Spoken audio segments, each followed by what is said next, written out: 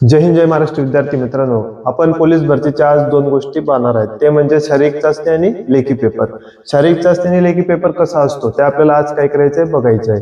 तर त्याच्याही पहिले महाराष्ट्र पोलीस भरती 2025 आणि 26 फॉर्म भरायला सुरुवात झाली आहे. 29/10/2025 आणि फॉर्म भरण्याची शेवटची तारीख आहे 30/11/2025. तरी तुम्ही सर्वांनी फॉर्म एकदा फिलआउट करून घ्या. नीट चेक करा व्यवस्थित आणि फॉर्म फिलआउट करून घ्या.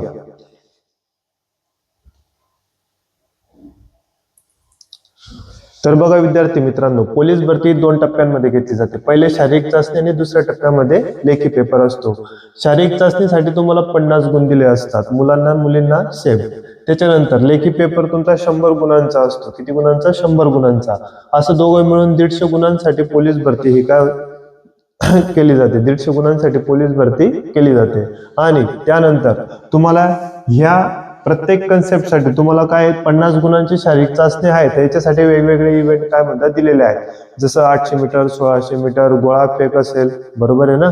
त्याच्यानंतर पेपरमध्ये तुम्हाला पॅटर्न दिलेत, सिलेबस दिले, काहीतरी विषय दिलेत, मराठी ग्रामर, बुद्धिमत्ता, गणित, त्याच्यानंतर जीके, चालू घडामोडी ह्या टाईपचे विषय दिलेत.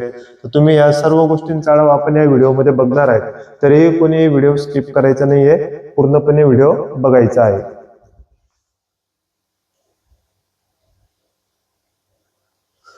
तर बघा विद्यार्थी मित्रांनो, आपल्याला लेखी गोळ्याचे शारीरिक चाचणीचे स्वरूप दिले आहेत. तर बघा, मुलांसाठी शारीरिक चाचणी गोळाफेक 15 गुणांचा असतो. 7 किलो 50 ग्रॅम हे गोळ्याचे वजन असते. त्याच्यानंतर 8.5 मीटर अंतराच्या पुढे तुम्ही गोळा फेकला तर तुम्हाला पूर्णपणे गुण दिले जातात. त्यानंतर 100 मीटर 15 गुण, कट ऑफ वेळ 11 सेकंद, 11.50 सेकंद. 11.50 सेकंदच्या आत तुम्ही आले तर तुम्हाला 15 गुण हे पूर्णपणे दिले जातात. 1600 मीटर धावणे 20 गुण, कट ऑफ वेळ 5 मिनिटं 10 सेकंद. 5 मिनिटं 10 सेकंद. तर 5 मिनिटं 10 सेकंदच्या पहिले आले तर तुम्हाला 1600चे 20 गुण पूर्णपणे दिले जातात. त्याच्यानंतर मुलींसाठी गोळाफेक 15 गुणांचा, गोळ्याचे वजन किती असते? 4 किलो. 4 किलो अंतर 6 मीटर. 6 मीटरच्या वर गोळा फेकला तर तुम्हाला टोटल 15 गुण दिले जाते. 100 मीटर धावणे 15 गुणांसाठी, कट ऑफ वेळ 14 सेकंद. 14 सेकंदाच्या आत तुम्ही आले तर तुम्हाला 100 मीटरचे पूर्णपणे मार्क दिले जातात. 800 मीटर धावणे 20 गुणांसाठी, कट ऑफ वेळ किती? 2 मिनिटे 50 सेकंद. 2 मिनिटं 50 सेकंदच्या आत तुम्ही आले तर तुम्हाला 800 मीटरचे 20 गुण पूर्णपणे दिले जातात. तर शारीरिक चाचणीसाठी खूप मेहनत करावी लागते. 2 टाइम तुम्हाला शारीरिक मेहनत घ्यावीच लागेल मित्रांनो, कारण की पोलीस भरतीला पेपर प्लस शारीरिक हे दोघांचं सारखं ताळमेळ बसत असेल तरच तुमचा अभ्यास काय म्हणता पूर्णपणे होईल, तरच तुम्ही पोलीस भरती क्रॅक करू शकतात. दोघं टाइम फिजिकल, दोघं टाइम गोळे वगैरे नीट व्यवस्थित फेका. आउट ऑफ गेला पाहिजे. हे हातातले मार्क आहेत. हातातले मार्क म्हणजे 40-45 प्लस मार्क गेलेच पाहिजेत. मुलं 50 पैकी 50 मार्क घेतात, तर तुम्ही 45 प्लस तरी मार्क घेण्याचा प्रयत्न करा. हे लक्षात घ्या. पुढे आपण आता आपण पोलीस भरतीचे पेपरचे पॅटर्न कसा असतात, पेपरामध्ये आपल्याला कोणकोणते विषय असतात, किती क्वेश्चन असतात, किती मार्कासाठी विचारले जातात, किती मिनिटं असतात, या सर्व गोष्टी आपण बघणार आहेत. तर लेखी परीक्षेमध्ये खालील विषयांचा समावेश असतो. बघा, अंकगणित, सामान्य ज्ञान, बुद्धिमत्ता आणि मराठी व्याकरण. एकूण 100 प्रश्न असतात 100 गुणांसाठी. तर तुम्हाला अंकगणिताचे 25 क्वेश्चन 25 मार्कासाठी असतात. सामान्य ज्ञान, चालू घडामोडी मिळून तुम्हाला 25 क्वेश्चन 25 मार्काला असतात. बुद्धिमत्ताचे 25 क्वेश्चन 25 मार्काला, मराठी ग्रामरचे 25 क्वेश्चन 25 मार्काला. तर आता ही सिक्वेन्स काय म्हणतात चेंज झाली. तुम्ही मागील काहीतरी 2-3 वर्षापूर्वीचे क्वेश्चन पेपर कधी बघितले असतील तर त्यामुळे तुम्हाला जाणवलं असेल की आपल्याला जीके जास्त प्रमाणात विचारलं गेलंय, त्यानंतर मराठी ग्रामर विचारलं गेलंय, गणित विचारलं गेलंय आणि बुद्धिमत्ता विचारलं गेलंय.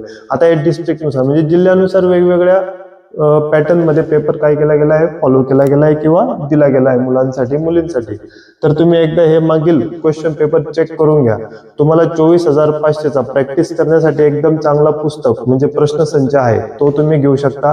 किंवा A to Z सोल्युशन म्हणून एक बुक आहे मार्केटमध्ये, ते तुम्हाला ऑनलाईनला पण अवेलेबल आहे, ते तुम्ही घेऊ शकतात. कारण की त्यामध्ये तुम्हाला सोल्युशन वगैरे एकदम भारी दिले आहेत.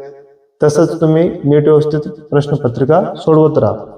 पुढच्या याच्यामध्ये आपल्याला प्रत्येक विषयामध्ये काय काय दिलेत, म्हणजे कोणते कोणते विषय, कोणते कोणते टॉपिक, चॅप्टर वगैरे दिलेत, बरोबर.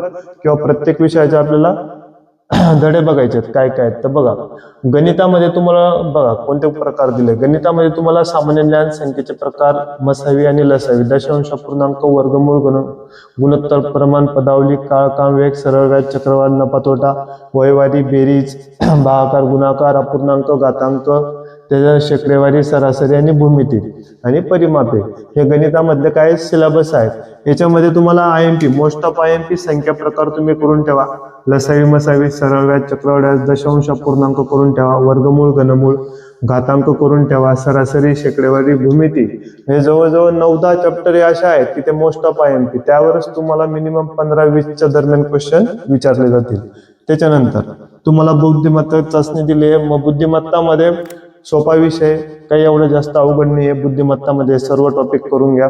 तुम्हाला हार्डली काहीतरी 15-20 क्वेश्चन मध्ये विचारले जातील, तर करून ठेवा. पुढच्या याच्यामध्ये दिला आपल्याला मराठी व्याकरण. मराठी व्याकरणामध्ये शब्दार्थ, प्रयोग, समास, समानार्थी शब्द, विरुद्धार्थी शब्द, म्हणी, वाक्यप्रचार, शब्दसंग्रह, समवाचक शब्द, प्राणी व त्यांचे घरे, ध्वनिदर्शक शब्द, प्राणी व त्यांचे पिल्ले आणि प्रसिद्ध पुस्तक आणि त्यांचे लेखक, हे एवढे टॉपिक सर्व तुम्हाला मराठी व्याकरणामध्ये विचारले जातात. तरी तुम्ही सर्वांनी या प्रत्येक टॉपिकचा, प्रत्येक धड्याचा काय म्हणतात सखोलपणे अभ्यास करा, व्यवस्थित नोट्स वगैरे लिहा, फॉलो करा. त्याच्यानंतर आपल्याला दिला आहे सामान्य ज्ञान आणि चालू घडामोडी. सामान्य ज्ञान म्हणजे तुम्हाला इतिहास, भूगोल, भारताची राज्यघटना, सामान्य विज्ञान, चालू घडामोडी, माहिती व तंत्रज्ञान, संगणकाशी संबंधित काही 1-2 प्रश्न तुम्हाला विचारले जातील आणि इतर जनरल टॉपिक. आता आपलं स्टॅटिक जीके हे पण याच्यामध्ये ऍड केलं जातं. असं काही नाही की तुम्ही वेगळा अभ्यास केला, वेगवेगळे पुस्तकं घेतल्याने अभ्यास केला चालेल, काही नाही.